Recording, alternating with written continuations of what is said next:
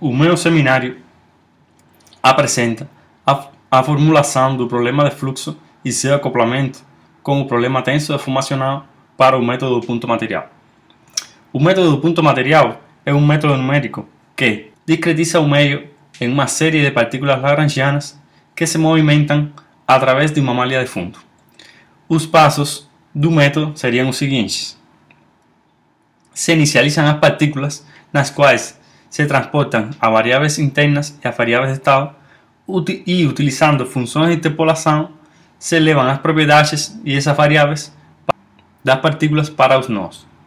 Na malha, se resolve a equação de governo do problema e, utilizando as funções de interpolação, se atualiza o estado das partículas.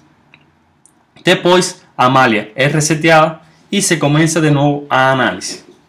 A utilização deste esquema de discretização evita os problemas de distorção da malha e, portanto, os erros que isto introduz.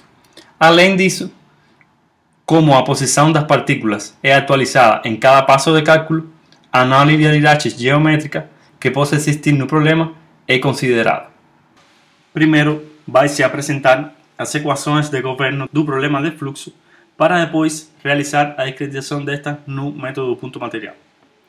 Considerando um elemento diferencial, a massa que entra no elemento tem que ser igual à massa que sai mais a variação que há na água armazenada.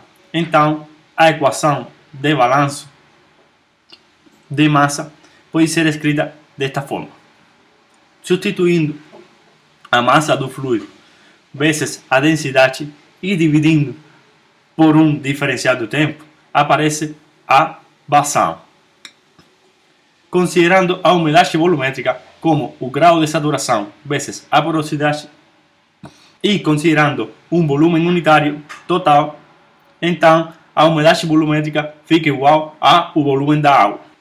Se substitui a vazão então pela velocidade do fluxo e considerando que a área atravessada é 1, se obtém a equação do problema de fluxo. Agora, considerando a água incompressível, pode-se tirar a densidade de dentro da derivada em ambos termos e desaparece, resultando a equação de fluxo num meio poroso sem considerar a compressibilidade da água, expressa como o divergente da velocidade do fluxo do fluido mais a variação no tempo da umidade volumétrica. A umidade volumétrica ela pode ser expressa a partir da deformação volumétrica e da poropressão a partir desta expressão, onde o parâmetro alfa é o coeficiente de Beer e é a relação entre o volume de água exprimida e a variação de volume de solo ao se comprimir, deixando sair a água. O parâmetro Q, por sua parte, é uma medida da quantidade de água que pode ser forçada a entrar no solo enquanto este se mantém constante. E o parâmetro H expressa a compressibilidade do solo para uma mudança na pressão. Substituindo a umidade volumétrica na equação de fluxo, fica desta forma, expressa em função da poropressão, da velocidade do fluido e da taxa de variação da deformação volumétrica com o tempo. Considerando a lei de Darcy, expressa não com o gradiente hidráulico, mas com a força de percolação, se pode obter a mudança na poropressão no tempo a partir da força de percolação. Então, a expressão que pretende ser discretizada é a expressão da força de percolação, e obtendo-se esta, pode-se conhecer a poropressão a partir desta expressão. Aplicando o método dos resíduos ponderados, é dizer, multiplicando cada termo pela função de peso e integrando no domínio, se obtém a seguinte expressão, onde tem-se incluído um termo decorrente das possíveis condições de contorno de poropressão. Agora, multiplicando todos os termos de integrais de volume pelo escalar identidade, que pode ser definido a partir da função delta de Kronecker. As integrais podem ser trocadas por sumas e considerando as funções de peso da seguinte forma, como a multiplicação de uma função de interpolação vezes os valores arbitrários nos nós da malha, se obtém a forma fraca da equação de governo para o problema de fluxo discretizada para o método do ponto material. Agrupando os termos convenientemente, se agrupam como força de percolação interior e força de percolação exterior. Observe-se que na força de percolação interior pode-se substituir a aceleração no nó pela força resultante no nó. Uma vez obtida a força de percolação nos nós da malha, pode-se calcular então a taxa de variação da poropressão em cada partícula.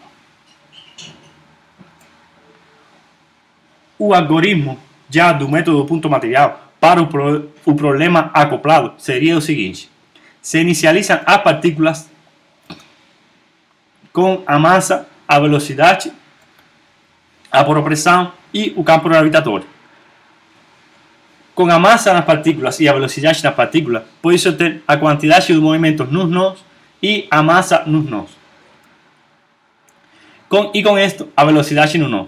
A partir da velocidade no nó, pode-se obter o tensor de deformações nas partículas. E utilizando o modelo constitutivo adequado, pode-se obter a tensão nas partículas, considerando a poropressão inicializada nas partículas também.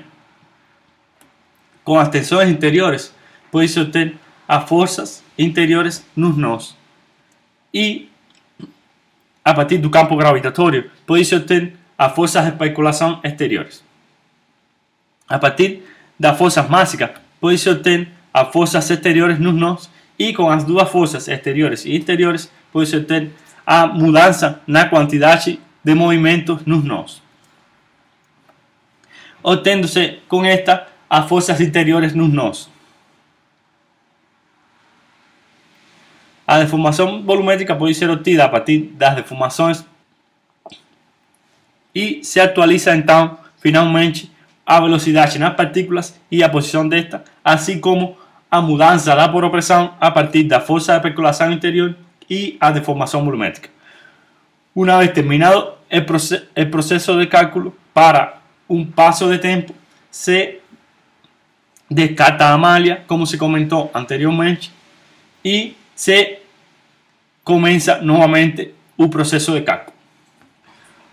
Os termos de acoplamento, então, entre o problema tensodeformacional e o problema do fluxo seriam a deformação volumétrica, a poropressão e a taxa de variação da quantidade de movimento nos nós.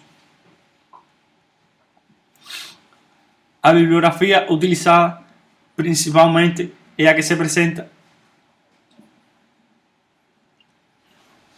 Obrigado pela atenção.